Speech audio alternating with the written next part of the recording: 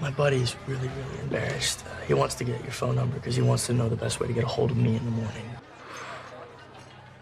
You said you have no game. Jesus is back, so let's break down Season 1, Episode 8 of Good Trouble and find out just what happened.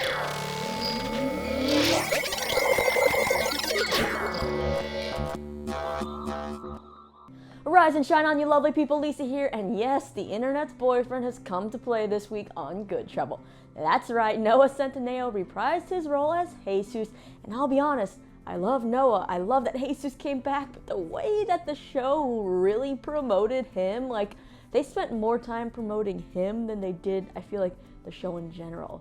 I'm not mad at it, but I'm saying, like, if they spent that energy with the rest of the people on the show, just imagine. But I get it, you gotta use star power or who's hot at the moment to, reel people in. But yeah, that's just my 2 cents on that whole situation. Because I feel like they released all of Noah's clips before the show even came out. It's like, do I have to watch the episode? Anyway, I love seeing Noah back as Jesus, and the episode does tackle some pretty relevant topics when it comes to the Me Too movement and stuff.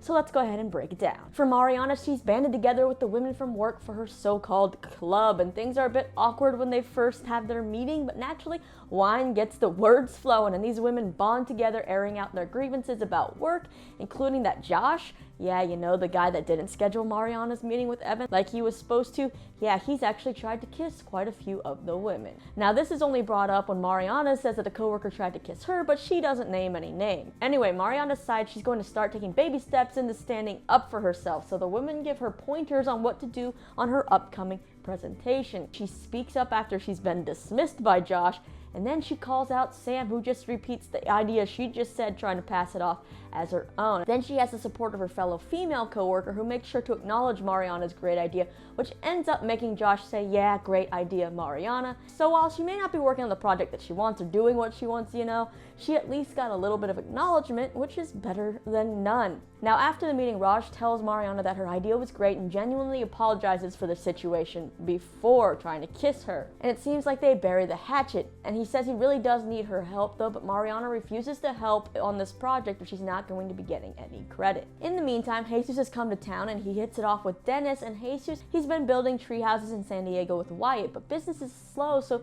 Jesus wants to branch off and start building tiny houses. And well, Dennis says that he thinks he has a friend from his corporate days who would probably love that idea, so he sets up a meeting for them, and they go meet this guy Nathan, who ends up loving the idea and gives Jesus a call like an hour after the meeting saying that he's so in. So Jesus was able to come to town and just meet somebody and end up getting money for his new business. And while he's out at drinks with Callie, Mariana, and Dennis, hearing all of this just seems to upset Mariana because it makes her feel like, Jesus, he's a guy, he has it so much easier, and she gets pretty upset. Well, back at the coterie, they have a good heart-to-heart where Jesus has to be like, hello, sister, remember I have a freaking TBI and learning disabilities and all of this. Like, nothing has come easy for him.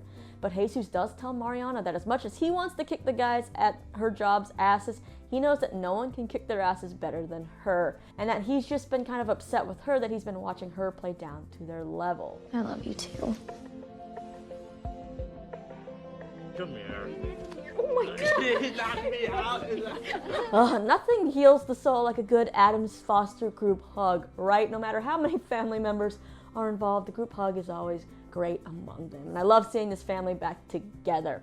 And well, Mariana's next move is to band the women together to be able to go into their end of year reviews and argue for equal pay. But in order to do that, they gotta know what everybody's salaries are, which means breaking their NDAs that they signed, so you can bet everybody's pretty hesitant.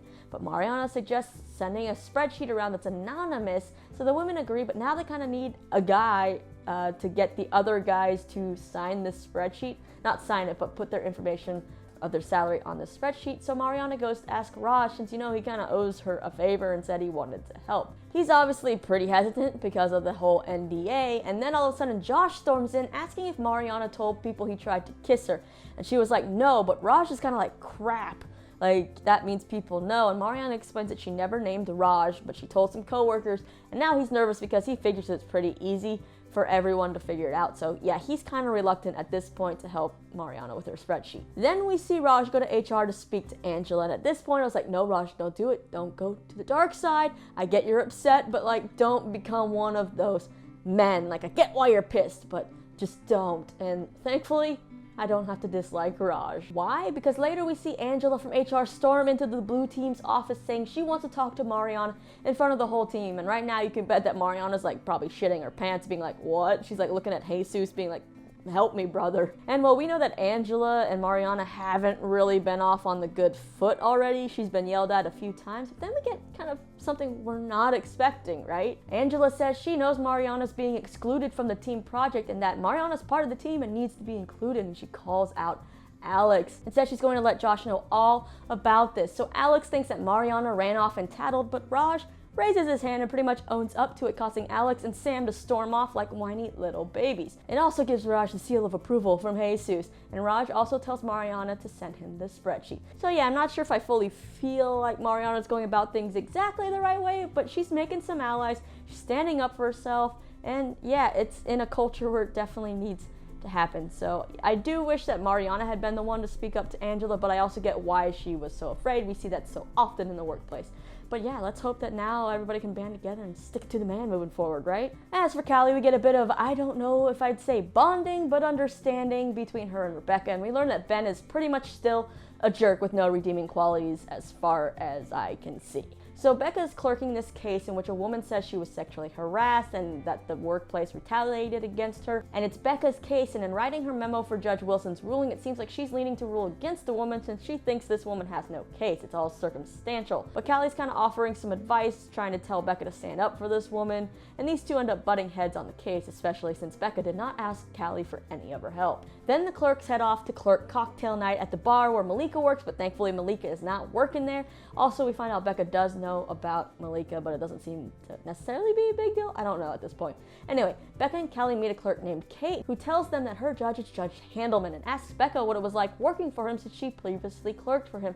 But Becca seems triggered and is like, no, it was just an internship and whatever, and walks off, while annoying Ben slides right in to just, butt in and tell whatever he thinks he knows. And he says that Becca's grandfather pulled strings to get Becca into the clerkship with Judge Wilson because he's a more high-profile judge, and that Becca just gets what she wants, basically everything handed to her on a silver platter. Then the next day at the office, Callie tries to sway Becca's stance on that case by giving her a precedent that could help the woman, but Becca still does not want Callie's help and storms off. And then Judge Wilson's secretary tells Callie the truth, and that Judge Handelman's nickname is Judge Handsy Man. So Callie kind of puts two and two together and goes to find Becca and apologizes for overstepping.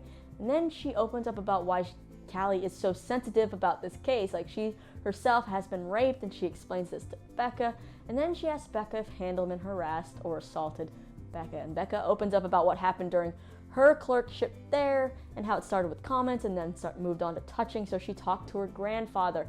And while he did help her get the interview with Judge Wilson, despite what Ben thinks, she had to interview for this clerkship. Callie then encourages Becca to stand up and say something against Judge Handelman because, the same thing could be happening to Kate. And Becca mentioned that her grandfather, when he talked to Judge Handelman, it was supposed to be that Judge Handelman never got another female clerk. But we see that that is not the case anymore. And well, Becca, she's just so fearful of her family and the powerful position that they're in, that she could ruin her grandfather, that she could get herself ostracized from her own family. So she's not willing to take any of those risks, even though Callie is like, your family is powerful. That's why you should say something, because you have that clout.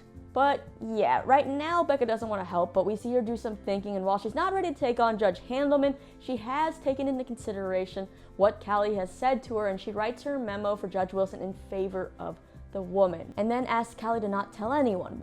Callie, she's kind of got a big mouth, her and Mariana, and Callie always kind of butts her nose in places where she probably shouldn't, but also probably should, but maybe, just not in the way that she does it. Anyways, it seems like she may have already told somebody about Judge Handelman, as we see Callie remembering when she came into the office and overheard Judge Wilson fighting with his son Tate, and they realized Callie was there. So Judge Wilson decides to have, like a personal conversation with Callie, asking about, how she was raised. It ended up being so good, given her rocky start in life, and then, the talk about whether it's attributed to parenting or whether it's about character, and how he thinks some people are born with character and some aren't. And he tells Callie that she has character and to try to not compromise it as she goes forth. And then Callie goes ahead and thinks about this whole character thing and asks Wilson for a favor about Judge Handelman.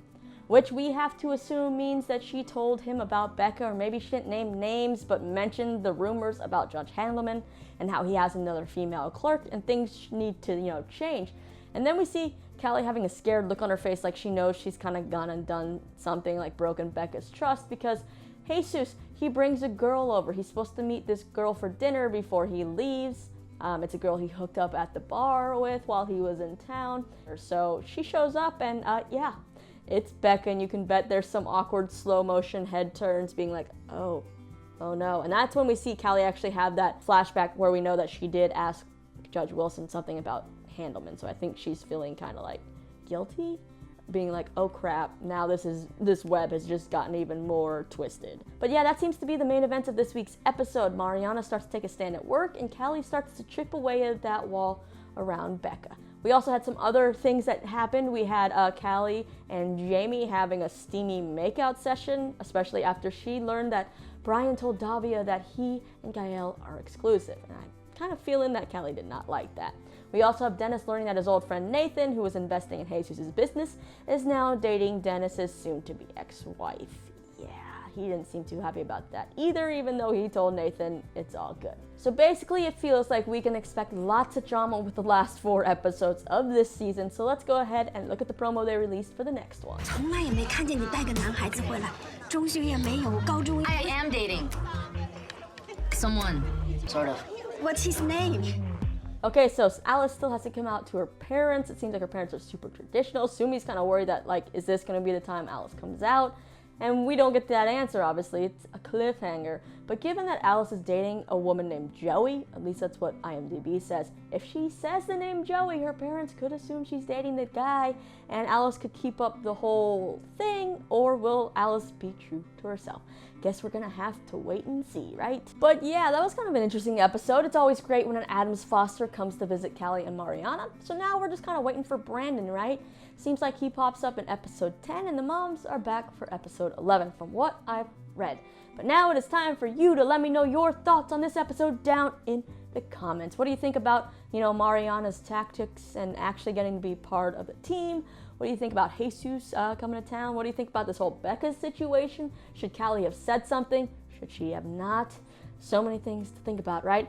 Let me know down in the comments, and after that you can hit that subscribe button because you don't want to miss anything. Hit that bell as well because I'm always uploading recaps, interviews, and other fun videos which you can check out right over here. As always, my name's Lisa. Thanks for hanging out with me, and I will see you next time.